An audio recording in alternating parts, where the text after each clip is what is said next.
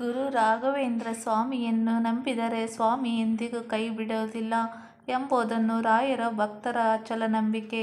ಭಕ್ತರ ನಂಬಿಕೆಗೆ ತಕ್ಕಂತೆ ಅನೇಕ ಪವಾಡಗಳು ನಡೆದಿವೆ ಕೂಡ. ಗುರು ರಾಘವೇಂದ್ರ ಸ್ವಾಮಿ ಆರಾಧನೆಗೆ ಗುರುವಾರ ತುಂಬಾನೇ ಶ್ರೇಷ್ಠ ದಿನ ಎಂದು ಹೇಳಲಾಗುವುದು. ಕಷ್ಟ ಬಂದಾಗ ರಾಯರನ್ನು ಮನಸ್ಸಿನಲ್ಲಿ ನೆನೆದರೆ ಸಾಕು, ಕಷ್ಟಗಳು ಮಂಜಿನಂತೆ ಕರಗುವುದು. ರಾಯರನ್ನು ಪೂಜಿಸಲು ಕಠಿಣ ನಿಯಮಗಳೇನೂ ಇಲ್ಲ. ಶುದ್ಧ ಮನಸ್ಸಿನಿಂದ ರಾಯರನ್ನು ಪೂಜಿಸಿದರೆ ಸಾಕು, ರಾಯರು ಅವರೆಲ್ಲ ಕಷ್ಟಗಳನ್ನು ನಿವಾರಿಸುತ್ತಾರೆ. ಗುರು ರಾಯರನ್ನು ನೀವು ಮಂತ್ರಗಳನ್ನು ಪಠಿಸುವ ಮೂಲಕ ಪೂಜಿಸಿದರೆ ಇನ್ನೂ ತುಂಬ ಒಳ್ಳೆಯದು. ಅದರಲ್ಲೂ ಗುರುವಾರ ಈ ಮಂತ್ರಗಳನ್ನು ಪಠಿಸುವುದರಿಂದ ಹೆಚ್ಚಿನ ಫಲ ಪಡೆಯಬಹುದು. ನಾವಿಲ್ಲಿ ಗುರು ರಾಘವೇಂದ್ರ ಸ್ವಾಮಿಯ ಮೂಲ ಮಂತ್ರ ಹಾಗೂ ಗಾಯತ್ರಿ ಮಂತ್ರ, ಅದನ್ನು ಪಠಿಸುವ ರೀತಿ ಹಾಗೂ ಪ್ರಯೋಜನಗಳ ಬಗ್ಗೆ ತಿಳಿಸಲಾಗುವುದು. ರಾಘವೇಂದ್ರ ಸ್ವಾಮಿಯ ಮೂಲ ಮಂತ್ರ.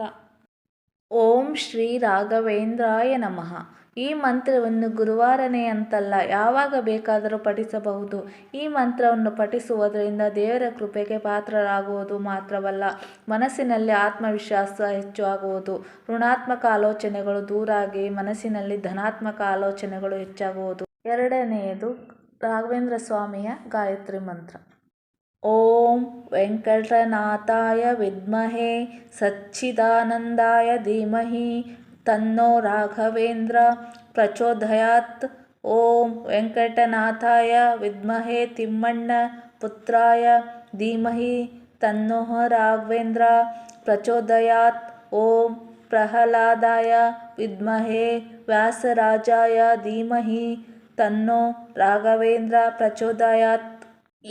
ಈ ಮಂತ್ರವನ್ನು ತುಂಬ ಪವರ್ಫುಲ್ ಮಂತ್ರ ಅಂತ ಹೇಳಲಾಗುವುದು.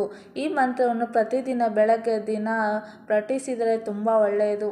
ಇದನ್ನು ದಿನ ಪಠಿಸಲು ಸಾಧ್ಯವಾಗದಿದ್ದರೆ ಗುರುವಾರ ಮತ್ತು ಶುಕ್ಲ ಪಕ್ಷದ ದಿನಗಳಲ್ಲಿ ಪಠಿಸುವುದರಿಂದ ತುಂಬ ಒಳ್ಳೆಯದಾಗುವುದು. ಯಾರು ಈ ಮಂತ್ರವನ್ನು 48 ದಿನಗಳವರೆಗೆ ಪಠಿಸುತ್ತಾರೋ ಅವರ ಕನಸಿನಲ್ಲಿ ಗುರು ರಾಘವೇಂದ್ರ ಸ್ವಾಮಿ ಕಾಣಿಸಿಕೊಳ್ಳುತ್ತಾರೆ ಎಂದು ಭಕ್ತರು ತಮ್ಮ ಸ್ವ ಅನುಭವದಿಂದ ಹೇಳುತ್ತಾರೆ. ಗುರುರಾಯರ ಭಕ್ತರಿಗೆ ಸ್ವಾಮಿಯ ಶಕ್ತಿಯ ಅರಿವು ಖಂಡಿತವಾಗಿರುತ್ತದೆ.